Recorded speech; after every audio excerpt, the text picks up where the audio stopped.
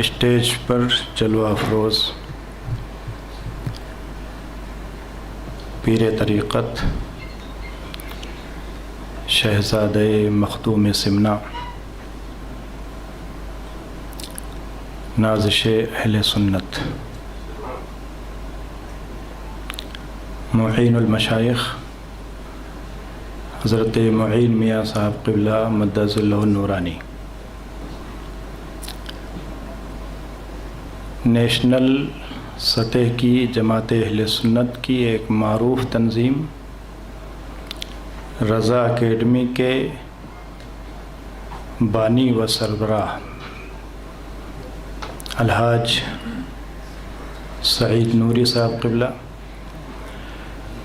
دیگر علماء کرام، آج کی اس بزم میں شرکت فرمانے والے جملہ احباب، السلام علیکم ورحمۃ اللہ وبرکاتہ۔ نحمدہ ونصلی ونسلم علی رسولہ الکریم وعلی آلہ وصحبہ اجمعین، اما بعد، اعوذ باللہ من الشیطان الرجیم، بسم اللہ الرحمن الرحیم، وما ارسلناک الا رحمۃ للعالمین، صدق اللہ مولانا العظیم وصدق رسولہ النبی الامین الکریم، ونحن علی ذلک لمن الشاہدین والشاکرین والحمد للہ رب العالمین۔ محبت و عقیدت سے درود پاک پڑھ لیں۔ اللہم صلی علی سیدنا مولانا محمد معدن الجود والکرم وبارک وسلم صلاۃ وسلاما دائما علیک یا رسول اللہ۔ آج کی اس بزم محبت میں شرکت فرمانے والے جملہ احباب کا میں تہہ دل سے شکر گزار ہوں۔ آپ نے اپنی محبتوں کا نذرانہ یہاں پہ حاضر ہو کر بارگاہ رسالت مآب صلی اللہ علیہ وسلم میں پیش کر دیا ہے۔ اللہ رب العزت ہماری آپ کی اس حاضری کو اپنی بارگاہ میں قبول فرما لے۔ خصوصیت کے ساتھ میں شکر گزار ہوں شہزادہ مخدوم سمنا کا، جن کی قیادت میں آج کا یہ پروگرام منعقد ہو رہا ہے۔ بمبئی کی سرزمین پر ہمیں ایک نوجوان اور مضبوط قیادت کی ضرورت تھی۔ یہ اللہ کا کرم ہے کہ اس نے اپنے نبی پاک صلی اللہ علیہ وسلم کی آل کا اس مبارک جماعت کے ایک ہیرے کی شکل میں ہمیں ایک قائد عطا کر دیا ہے۔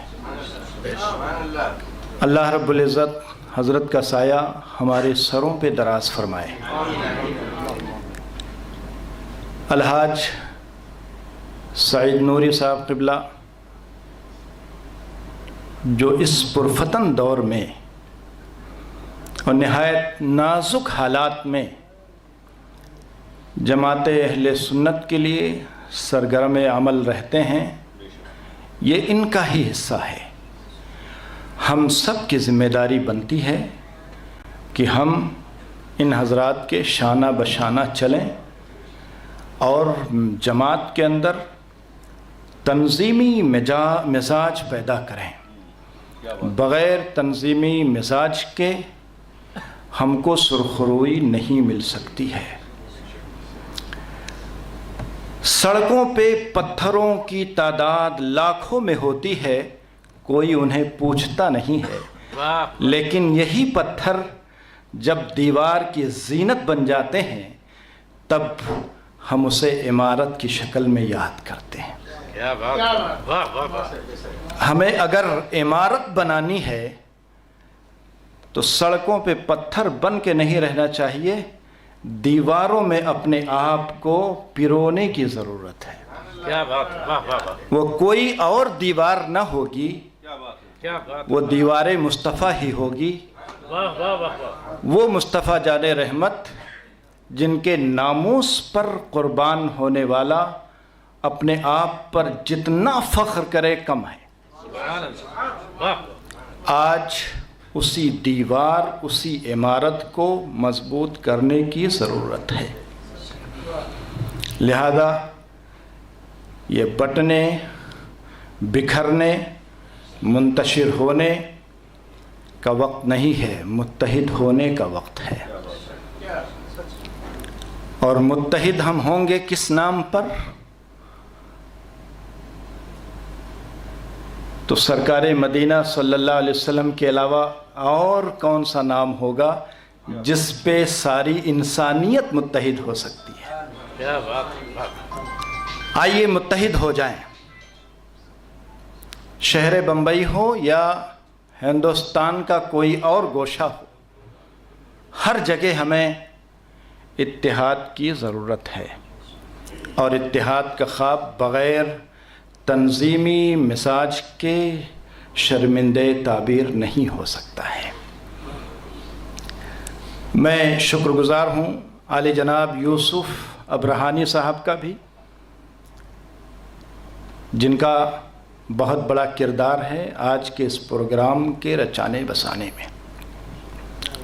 اس کے علاوہ، ان کے علاوہ ہمارے احباب نے بڑی محنتیں کی ہیں، بالخصوص حضرت مولانا عرفان صاحب قبلہ علیمی، حضرت علامہ محفوظ الرحمن صاحب قبلہ، حضرت مولانا طیب صاحب، دیگر سب نے مل کر یہ بزم رچایا بسایا ہے۔ مولا تعالیٰ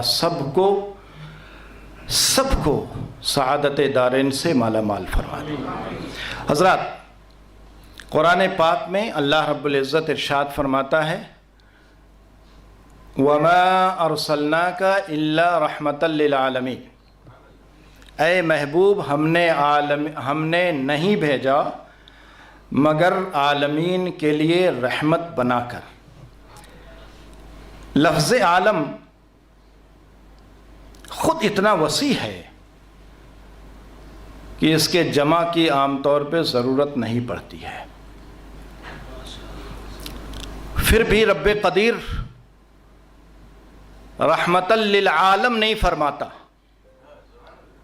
رحمت للعالمین فرما رہا ہے۔ جب عالم میں اتنی وسعت ہے، جب عالم میں اتنی گنجائش ہے، تو پھر جمع لانے کی ضرورت کیا؟ علماء بیٹھے ہیں، اس جمع پر جب الف لام داخل ہو جائے تو وسعتیں اور بڑھ جاتی ہیں۔ قرآن میسج کیا دینا چاہتا ہے؟ کیا بات ہے، کیا بات ہے؟ اس میسج کو سب سے پہلے ہمیں سمجھنے کی ضرورت ہے، غیر تو بعد میں سمجھے۔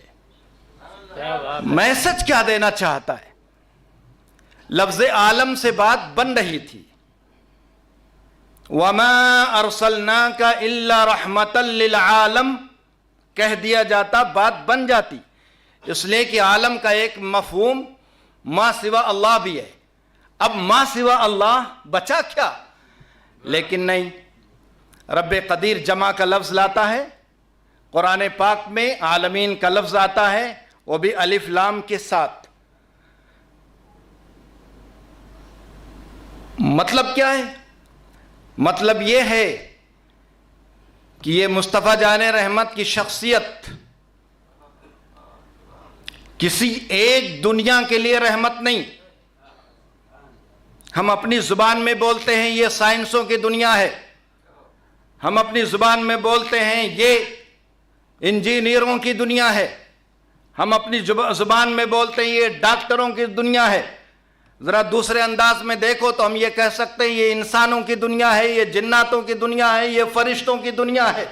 اب اگر لفظ دنیا کے اعتبار سے تقسیم کرتے چلے جاؤ گے، دنیا، یہ دنیا، وہ دنیا، ڈاکٹر کی دنیا، انجینئر کی دنیا، عالم کی دنیا، پروفیسر کی دنیا، سائنسدانوں کی دنیا، انسانوں کی دنیا، جنات کی دنیا، اب جتنے یہ دنیا کی تقسیم کرتے جاؤ گے، اللہ نے لفظ عالمین میں سب کو سمو دیا۔ رسول کی ذات سب کے لیے، میرے آقا کی ذات رحمت سب کے لیے ہے۔ یہ اور بات ہے، کسی نے سمجھا، کسی نے نہیں سمجھا۔ اب اس کی مثال کیا کریں گے ہم؟ میرے آقا کی ذات تو رحمت سب کے لیے ہے، بالکل ایسے، مثال ہے صرف، بالکل ایسے جیسے بارش۔ بتاؤ، بارش سب کے لیے ہے نا، لیکن زمین الگ الگ ہوتی ہے، زمین کی قسمیں ہیں۔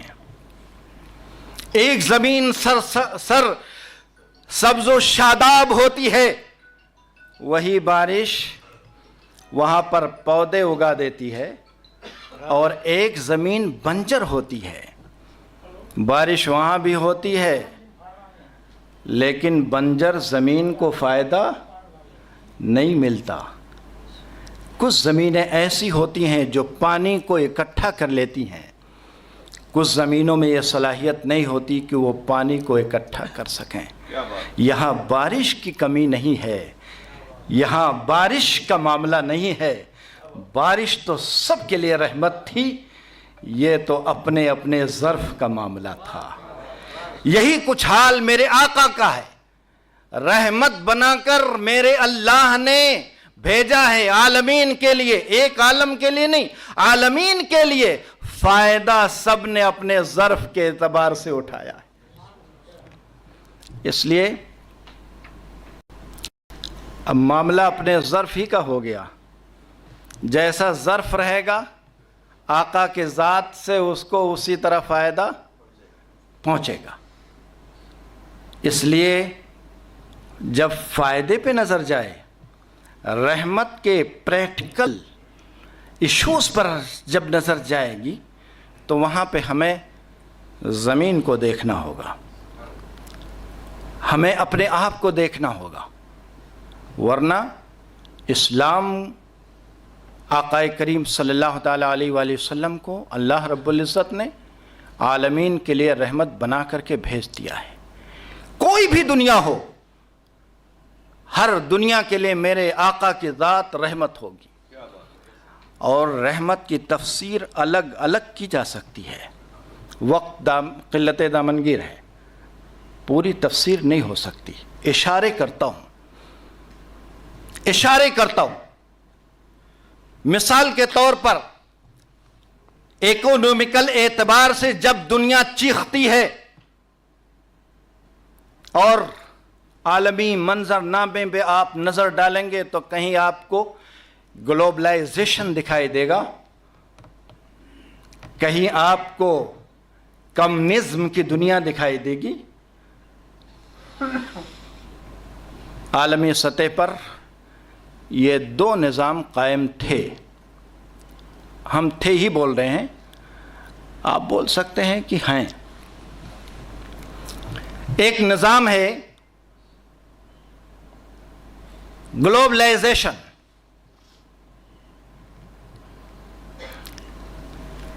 یا عربی میں اس کو ہم راسمالیت کہہ سکتے ہیں۔ راسمالیت کا مطلب سب کو اختیار ہے مال جمع کرنے کا، کمانے کا، اپنے اعتبار سے بڑی بڑی کمپنیاں بنانے کا۔ یہ نظام آج بھی دنیا کے بیشتر ملکوں میں قائم ہے، لیکن اس نظام میں، جس کو بلفظ دیگر کیپٹلزم بھی کہتے ہیں، اس نظام میں غریبوں کے حقوق پر توجہ نہیں ہے۔ اس سسٹم میں فقیروں کا خیال نہیں ہے، اس سسٹم میں عام لوگوں کا خیال نہیں ہے۔ ایک آدمی بڑھتا جا رہا ہے، بڑھتا بہت بڑھ گیا، غریبی نیچے آتی جا رہی ہے اور وہ بڑھتا جا رہا ہے۔ اور اس نظام کی سب سے بڑی برائی یہ ہے کہ آج پوری دنیا میں اگر آپ کو کہیں جنگ نظر آ رہی ہے تو آپ کو یہ بتا دوں کہ ان جنگوں کے پیچھے یہی طبقہ موجود ہوتا ہے، کیونکہ یہ طبقہ سب سے بڑے پیمانے پر اسلحہ کی خریداری کرتا ہے، اسلحہ بیچتا ہے اور اسلحہ خریدتا ہے۔ اس کا سسٹم یہ ہے کہ اگر جنگ نہ ہوگی تو اسلحہ بکے گا کیسے، اور اسلحہ بکے گا نہیں تو ہمارا بازار گرم ہوگا کیسے؟ یہ ہے ان کا سسٹم۔ جتنی گہرائی سے آپ پوری دنیا کا مطالعہ کرو گے نا،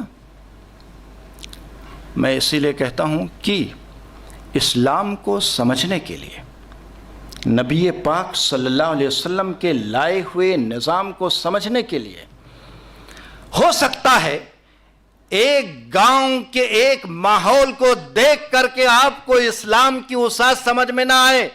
اگر اسلام کی وسعتیں، اسلام کی قیمت، اسلام کے نظام کی قیمت سمجھنا ہے، انٹرنیشنل سطح پہ ایک نظر ڈالو اور آؤ کمپیریزم کرو، سمجھ میں آ جائے گا کہ نبی پاک صلی اللہ تعالیٰ علیہ وآلہ وسلم کو اللہ نے رحمت للعالمین بنا کر بھیجا ہے۔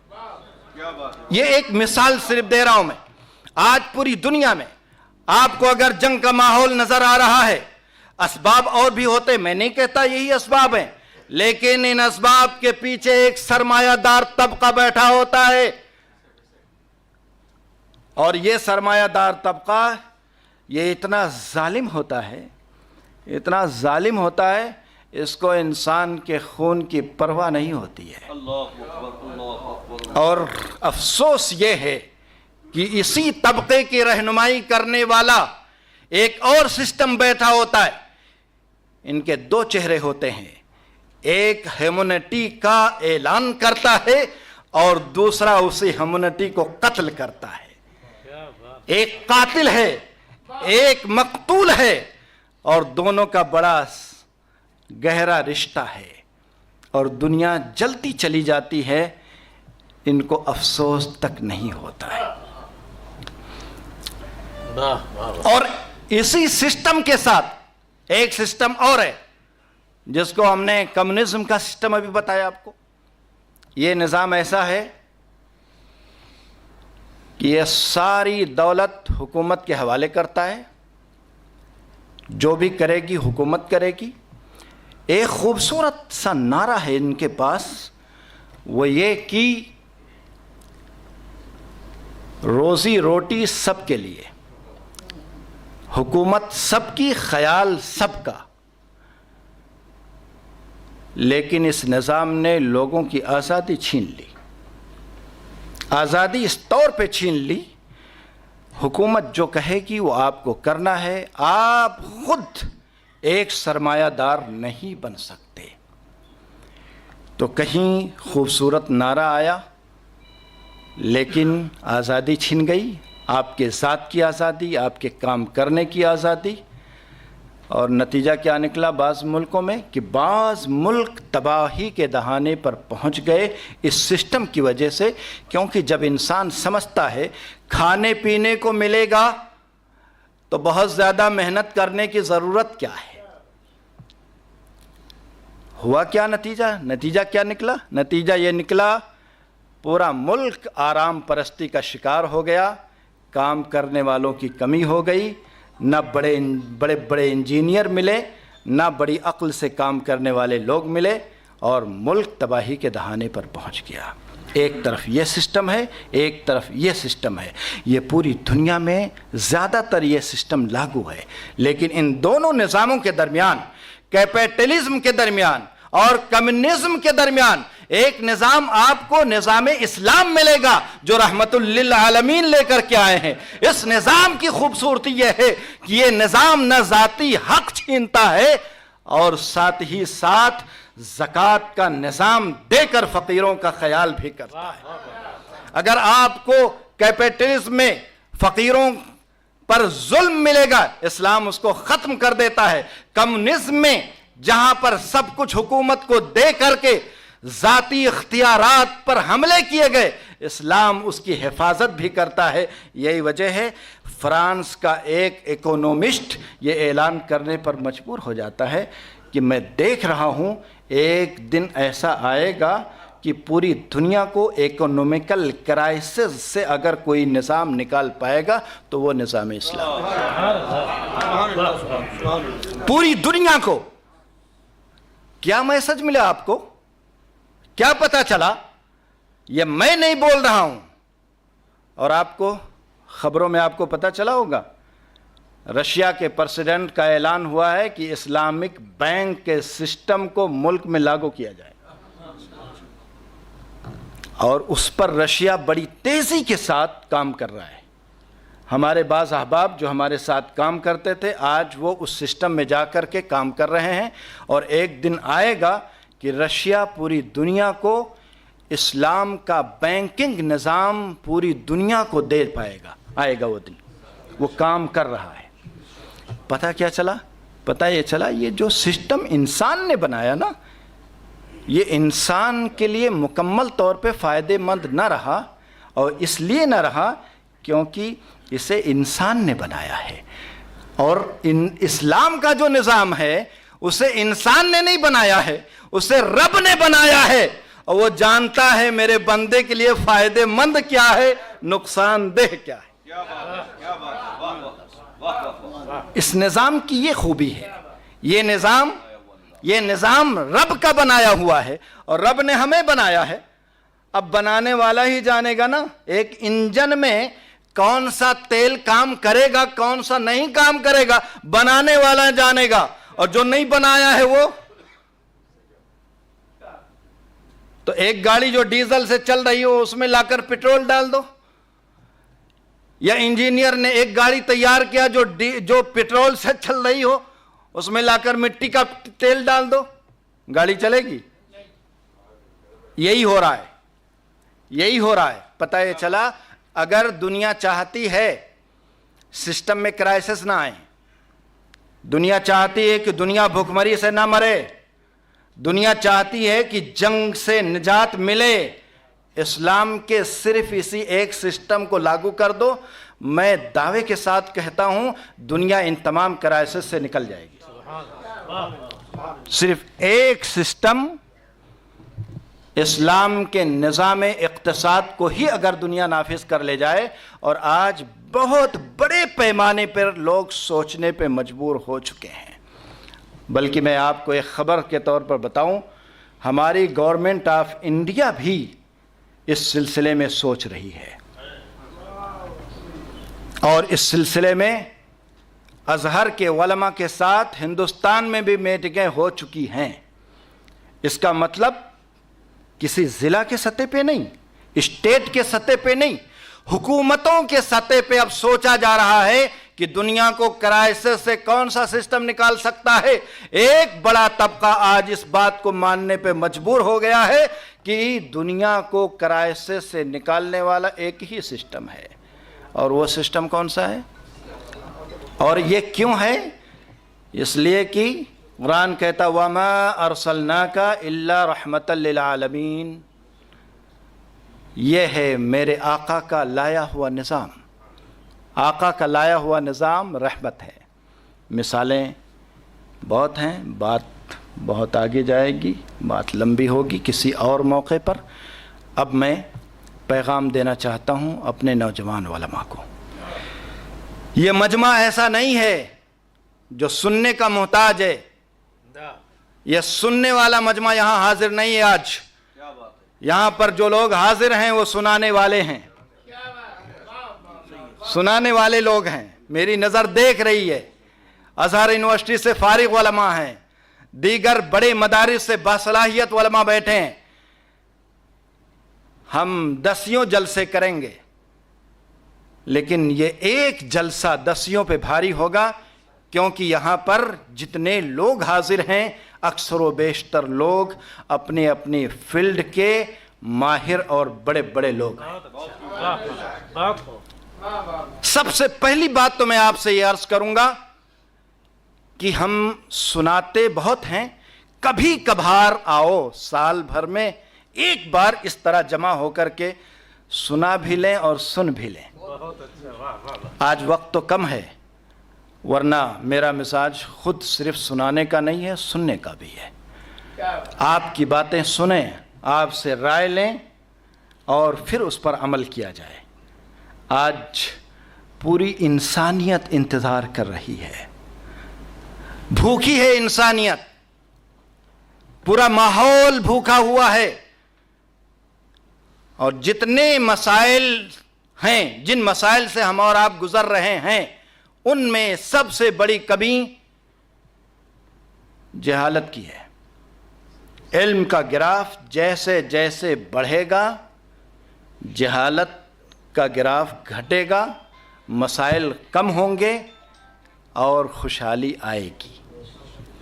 اب آپ یہاں سے نکل کر کے جائیں تو یہ 1500 سالہ جشن عید میلاد النبی کی میرے خیال سے آج یہ پہلی تقریب ہوگی، اور اس کے بعد کی تقریبیں ان بزرگوں کے زیر سایہ، ان کی رہنمائی اور کرم فرمائی میں بہت ساری تقریبیں ہونے والی ہیں۔ حضور معین المشائخ کا بڑا اچھا پلان ہے، بڑی اچھی پلاننگ ہے 1500 سالہ جشن عید میلاد النبی کو خوبصورت انداز میں منانے کا۔ میں آپ کو ایک میسج دیتا ہوں، ایک مشورہ دیتا ہوں۔ آپ میں بیٹھے ہوئے کتنے ہیں جن کے پاس مسجدیں ہیں، کسی کے پاس مدرسہ ہے؟ جلسوں کا تھوڑا سا سسٹم اگر ہو سکے تو چینج کر دیں، بدل دیں، اس کو بدل کر کے اس کو ورکشاپ میں لے آئیے۔ 1500 سالہ عید میلاد النبی کے پروگرام کو ذرا روٹین سے ہٹ کر، میں کسی روٹین کی برائی نہیں کرتا، البتہ سب سے زیادہ فائدہ مند کیا ہوگا اس کی بات کرتا ہوں، اور جو سب سے زیادہ فائدہ مند ہو اس پہ عمل کر لینا، یہ تو میرے آقا کا حکم ہے نا۔ الحکمت ضالۃ المؤمن اینما وجدها اخذها۔ حکمت مومن کی گمشدہ چیز ہے، جہاں پائے وہاں سے لے لے۔ مومن تردد نہیں کرتا، فلاں بول رہا ہے یہاں ہے وہاں ہے، نہیں، حکمت اسے جہاں ملے گی وہ اس کی چیز ہے۔ حکمت آپ کی ہے، جہاں ملے وہاں سے لے لیں۔ آج دنیا بڑا بڑا پروجیکٹر لگا کر ورکشاپ کر کے ایک بڑے طبقے کو آقائے کریم صلی اللہ تعالیٰ علیہ وآلہ وسلم کے سیرت سے روشناس کرا دے رہی ہے۔ ہمیں سوچنا ہوگا کہ کیا ہمارا عام طبقہ ہمارے آقائے کریم صلی اللہ تعالیٰ علیہ وآلہ وسلم سے مکمل طور پہ آپ کی سیرت سے آگاہ ہے؟ آگاہ ہے؟ آپ کی اخلاقی قدروں سے وہ آگاہ ہے؟ سوچنا پڑے گا۔ نبی پاک صلی اللہ تعالیٰ علیہ وآلہ وسلم کا انسانیت کے لیے میسج کیا ہے؟ آگاہ ہے قوم؟ اور اگر نہیں ہے تو پھر ہمیں اپنا سسٹم بدل کر کے، کیونکہ جو تقریریں ہوتی ہیں ان تقریروں میں فائدہ بہت ہے، لیکن ایک بڑے طبقے کو کچھ پڑھنے کی ضرورت ہے۔ 1 گھنٹے کا ورکشاپ آپ کر لیں، 2 گھنٹے کا ورکشاپ کر لیں، 10 دن کا پروگرام ورکشاپ کے انداز میں آپ چلائیں۔ ہر مسجد میں آپ ایک مقابلہ، سیرت کا مقابلہ رکھ دیں۔ اور مسلمانوں، تمہارے پاس تو بہت بڑی دولت ہے۔ پھر ہم آقائے کریم صلی اللہ علیہ وسلم سے محبت کرنے والے ہیں، ہمارے پاس آقا سے قیمتی کوئی چیز ہے نہیں۔ اگر ہم مقابلے کے لیے بڑی سی موٹر سائیکل رکھ دیں، کار رکھ دیں نبی کے نام پر، اور بڑا سا انعام رکھ دیں تو میں یقین کرتا ہوں کہ علاقے میں انشاءاللہ بچہ بچہ سیرت مصطفیٰ کے گوشوں سے آگاہ ہو جائے گا۔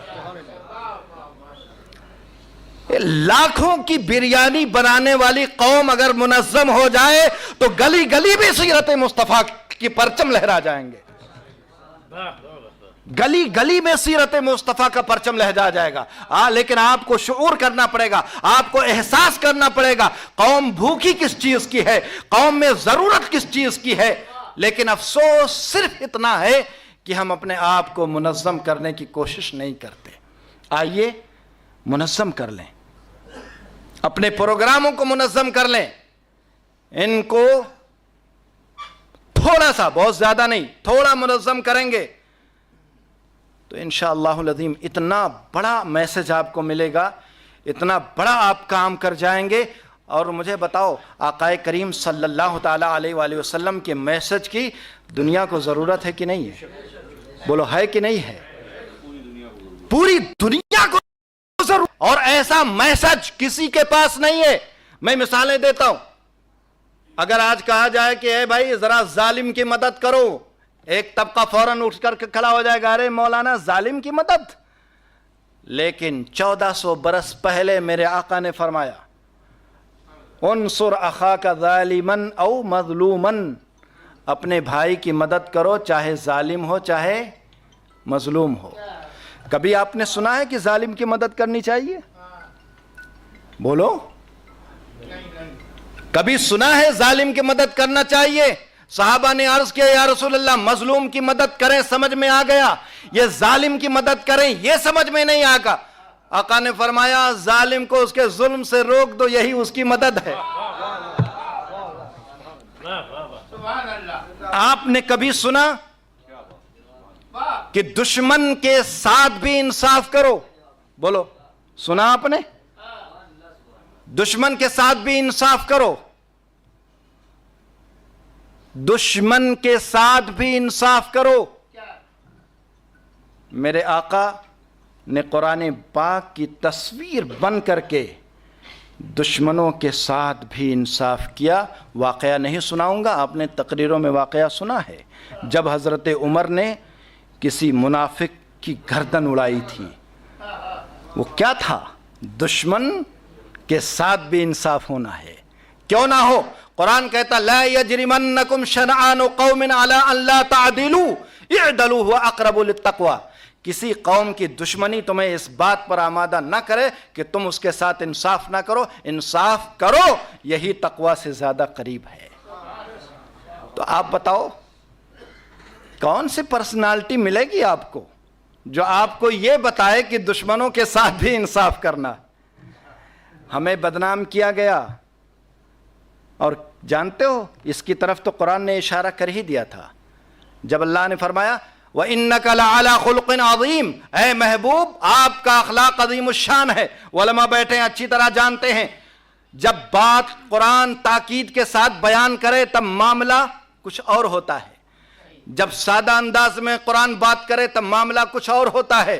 یہاں وَإِنَّكَ، ان آیا، کاف ہے، لعلی لام تاکید کے ساتھ ہے، جملہ اسمیہ ہے، یہ ساری تاکیدیں بتا رہی ہیں۔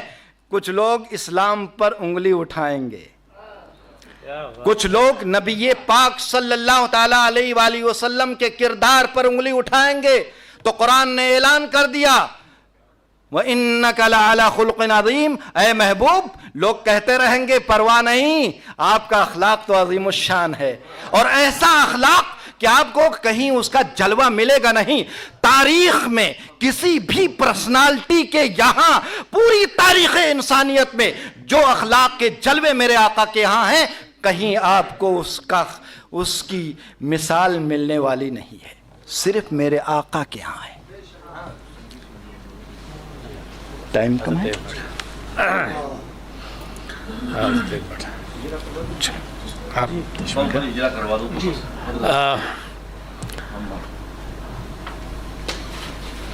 بڑا مشکل مرحلہ ہے، بڑی ہی لطیف پیاری گفتگو چل رہی تھی اور بڑا اچھا پیارا سما بندھا ہوا تھا جو مشائخ کے دستخط سے متکلم ڈاکٹر انور احمد صاحب قبلہ دلانی کی کتاب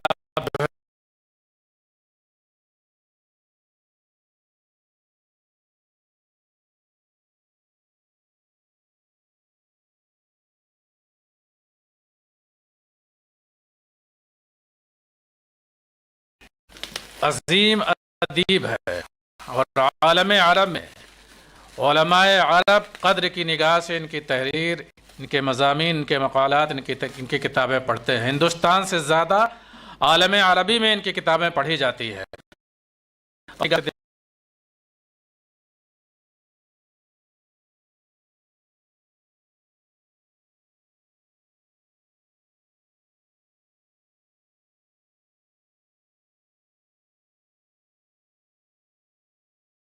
اتنا عظیم کارنامہ ہے، اس کارنامے پر، اس خدمت پر ایک سیمینار کرنے کی ضرورت ہے۔ افسوس اس بات کا ہے کہ ہماری کو یہ جو ہے